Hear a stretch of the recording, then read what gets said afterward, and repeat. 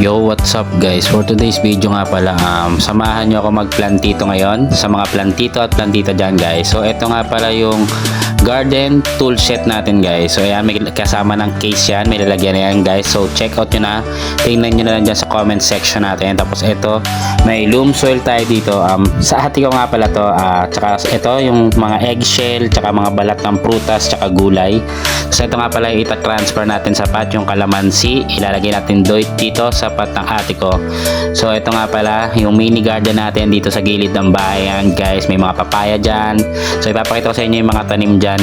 Pero ano nga pala to ano tayo, feeling plantito naman tayo for today's video guys. Sa ate ko nga pala yung mga yan, so mahilig siya magtanim.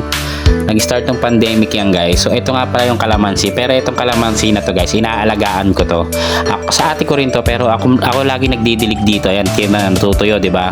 So gusto ko tong bumunga kasi yung customer ko or yung client ko sa aircon, meron siyang maliit na kalamansi pero ang daming bunga sa pot, sa ganyan na nakalagay. So ito, tubig na may babad lang na ano yan, ng balat ng saging guys. So ano daw yan, potassium ba yan, basta ganun, healthy daw yan sa halaman guys. So yan, bababad yan na dyan kahit isang araw. Yan yung pinandidili ko dyan. Pero ang pinagtataka ko dito sa kalamansi na yan, hindi pa rin siya nabunga.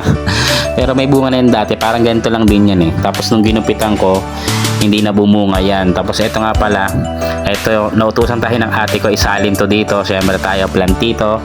Ayan, tamang salin tayo dito. Mali nga yung pagkakagawa ko dito. Check nyo na lang sa mga marunong dyan, sa mga plantita dyan. Yan, check nyo na lang kung tama yung pinagagawa ko. Ito ilalagay ko na yung pataba, fertilizer na to. Yung balat ng mangga yata yan. Balat ng prutas, carrots, patatas, eggshell na white shell yan. Tapos ito, yan, gugupitin natin. Isa-transfer lang natin dito. Siyempre kasama yung lupa.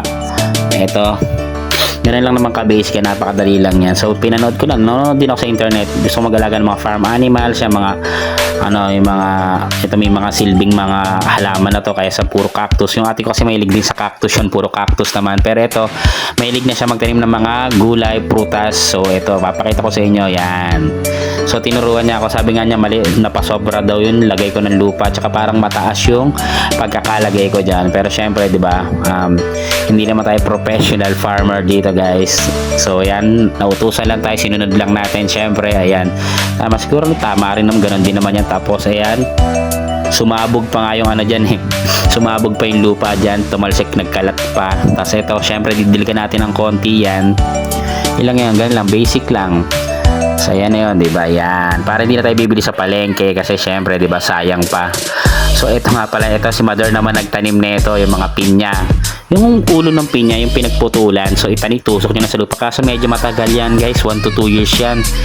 Pero yung mga, ayan, pag tumubo na yan, sa gilid niya may lalabas pa mga suloy-suloy dyan, yung maliliit niyan. Yun, medyo mabilis bumunga na yung mga 1 year, mga gano'n, 1 year, 6 months ka na bubunga na. Tapos ito, may mga okra, may talong, may kamatis, pero mga pa lang yan, katatanim lang, pabunga pa lang ulit kasi nagkandamata yung mga dating tanim ng ate ko. Ito, first time namin nakapagpatubo ng papaya kasi laging lalaki yung papayang nalabas. So nakachamba rin sa wakas. Ayan, may pantinola na tayo guys. So hanggang dito lang. Thank you for watching guys. Pa-like and share na video to. Thank you. Bye-bye. Ito nga pala, luya nga pala yan guys. Luya tsaka turmeric. Okay? So ito yung mga baby. Ito yung nursery na mga so ito transfer na lang. Thank you.